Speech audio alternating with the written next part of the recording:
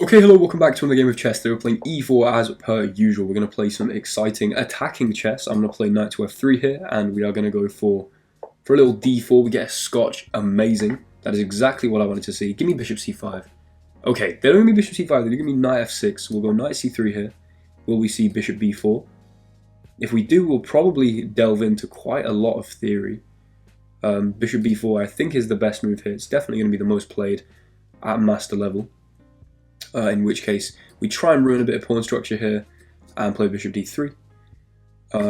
They instead take, and we're going to play queen takes, but this strikes me as very dumb, I'll be completely honest.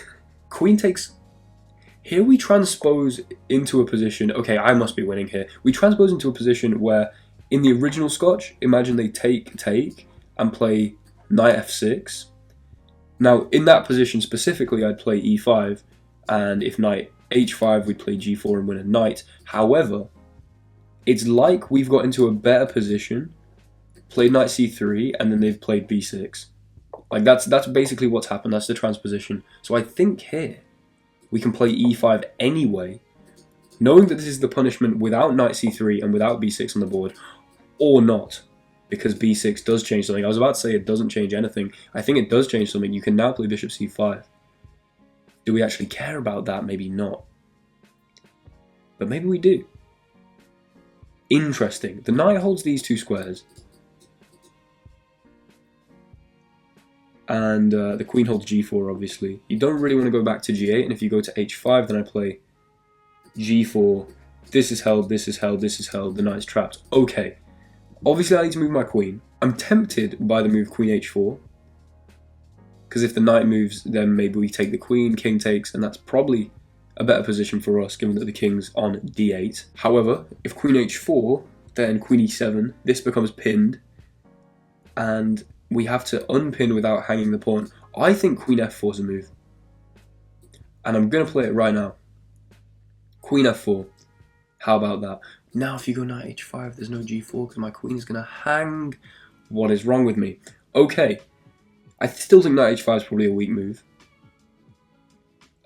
We could play queen g4 actually in that position, and then be hitting g7, the knight on h5. If you play g6, I'm just not really so convinced. Maybe then it's g4, or maybe knight h5. We play queen f3, hit the knight. Okay, so the queen pins the pawn, but the point of queen f4 is that we're now defending the pawn already, which is what we like to see. Now I can unpin by playing bishop e2. Obviously, we are now threatening to take the knight again, and bishop e2, multi-purpose move. We now control both of these squares. We control both of these squares as well. And so if the knight moves, it's going to have to go back miserably to g8, which is definitely an achievement for us. There we go. Okay. Okay. We have what is almost certainly a better position. However, can I prove it? I like knight d5. It's a move that harasses the queen. If you give me a check, I just play c3. Yeah, I mean, this looks really nice. We're going to just send it. Why not? We've got more development going on here. We're going to hit c7 where there's a potential fork. We're going to hit the queen, so the queen's going to step back here to defend that. We are sending the pieces back to their home squares. This is exactly what you want to see. Now bishop c4 is a disgusting looking move as well. Imagine you fianchetto this. I take here. Do I? Queen takes. Queen takes here. King here. Bishop g5. Bishop. Maybe. I really want to play bishop c4 just for the tactics on f7. Surely I do it. Yeah, we're gonna go for this. We're gonna go for these ideas. The ideas are absolutely disgusting. Potentially sacrificing the knight to open up an attack on f7 with tempo. If we can then basically just castle queenside and play rook e1, we are going to have effectively completed development. So the knight comes out to defend the weak f7 square. However, I mean, everything's just misplaced, right? Yes, this bishop looks strong, but that's where your position's merits kind of end. Because we don't immediately have a tactic, but I can move the queen with tempo on taking this knight, doubling the pawns, ripping this to pieces. I play queen f3, and I'm threatening the rook as well. Queen f3, bishop here, I take. If you recapture, I go check, here, takes, and we've just got to trust that's a better position, right? And if queen f3, bishop here, takes, and then takes here, then we take back, and if takes, then we go checkmate. I like queen f3. I really like queen f3. I think we are exploiting a lot of things with the queen on f3. I think this makes a lot of sense. Beautiful knight in the center. Beautiful bishop looking at c4. We have basically gone for scholar's mate here as they go c6. Surely not. We're taking that. We are taking that. We are ruining the pawn structure. You're not castling here. This king will never be safe. And I'm going to castle queenside. After takes back, oh, this is such a nice position. I don't want to waste this position. Okay. After you take back here, can I play check? Queen takes here, check. King d8 forced. I don't have a dark square bishop anymore is the only problem. So I can't really exploit the g5 square at the d8 h4 diagonal. So once the king goes there, that makes no sense. That makes no sense. How can that make any sense? Now I'm hitting your rook, threatening checkmate, and threatening to take here. Yeah, okay, you had to at least take this. Now we are slicing. You just castle. I mean, fair enough. You gotta respect that. You gotta respect the balls to just castle there. Okay, we're up a pawn.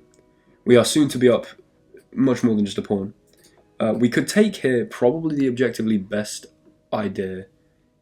Because then takes... Actually, maybe we should take here first. A little demolition sacrifice. Blowing up the pathway to the king.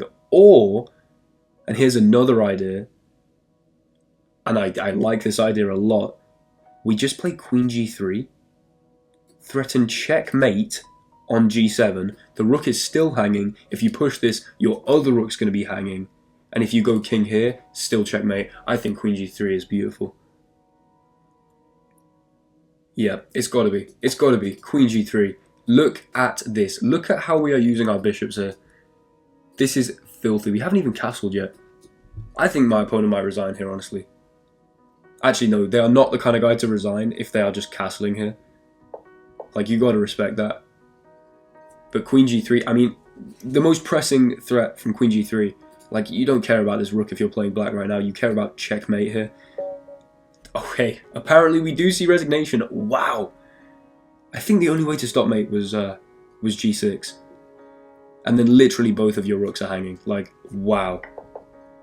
Let's analyze that game. Okay, so here we are in the analysis. That was a 15-move game. And the beautiful little queen to g3, just little soul. Slide the queen across, forced the resignation. We see here that it was 1 inaccuracy and 0 mistakes, 0 blunders. Apparently an 88% accuracy, even though there was only 1 inaccuracy, only because there were, that few moves that 1 inaccuracy is able to affect the overall percentage like that. Let's go through the game. So, I tend to go kind of in depth on these miniature games because I want the videos to be roughly the same nice, 15 to 20 minute length for you guys. So, let's see what we had. I'm going to open the Masters database here on Lichess. We obviously played e4, e5, knight f3, knight c6, d4, ed4, knight d4. This is like by far the most played stuff. I mean, this is 16,000. We've got Magnus Hikaru, Maxime Vachier-Lagrave, Wesley So. We got Timur Rajaba. We got all the goats here. Levon Aroni. Oh my god. Yann Nepomniachtchi, Garry Kasparov, Fabiano. Just all the best players have played this opening. Of course. So we take here.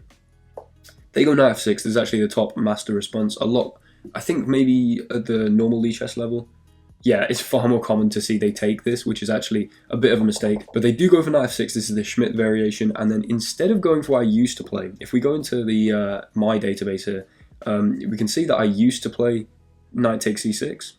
Now, I played 9 games and lost 7 of them playing this line. Absolutely abysmal. I used to go for this. However, it's... Oh, sorry, not that.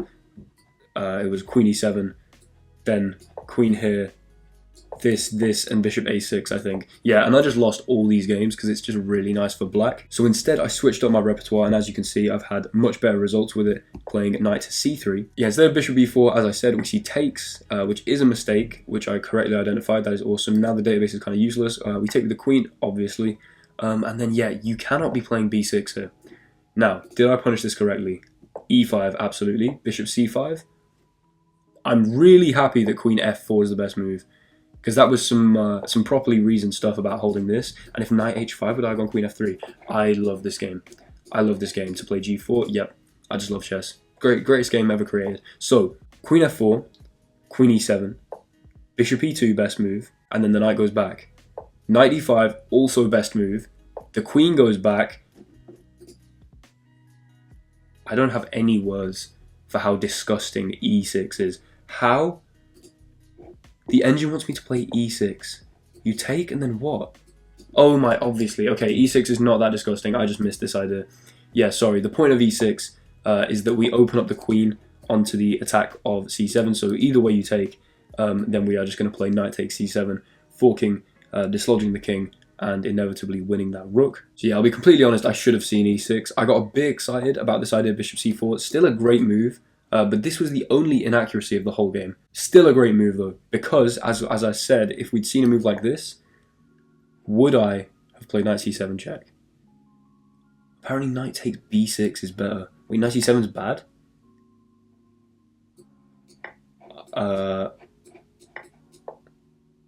Bishop g5, this is what I was calculating. And if bishop e7, oh then queen f8 mate. So here, and I just castle queenside. I mean, this is exactly the kind of position I enjoy playing. Maybe I'm playing e6 next, right? Let's say if you try and, I don't know, just go like rook here.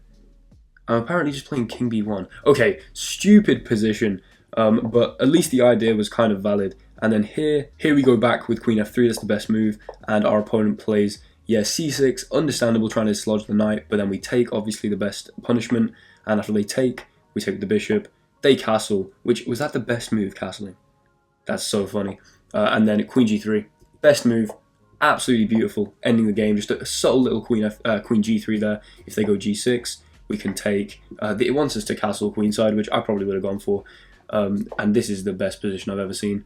I mean, we can go h4, h5, take this, just mate on here. It's absolutely disgusting stuff. The last thing I do want to look at though is if they had taken the bishop here, how would that have gone? So bishop takes. This, I was right, knight c7 was good here. Here. And apparently bishop takes is better. Is it because I've got queen f6 in the end? Or not even in the end, at the start? Oh my goodness. That is disgusting. I think I'd have found that as well. Because I was going to play knight c7 and queen f7. So then queen f6 would have followed. Wow. Thank you very, very much for watching. I hope you enjoyed. I definitely really enjoyed this game. The Scotch always leads to these kind of beautiful positions. I say always. Very often leads to these kind of beautiful positions. Don't want to do any false advertising here. It would have been fun to play that game on a little longer. However, it's kind of funny to just play queen g3 and force resignation. If you enjoyed the video, like, comment, subscribe, all that stuff that really helps out the channel. I am trying to post daily so far. This will be day 4 out of 4, I believe. So thanks very much for all you guys supporting me. I'm trying just, you know, we're not looking at the view count at the moment. We are just cranking out the content, you know, serving the loyal fans. All of you commenting regularly, absolute goats. Gonna get some free merch when I hit 1 billion subscribers, and I will see you in the next one. Thanks very much. Goodbye.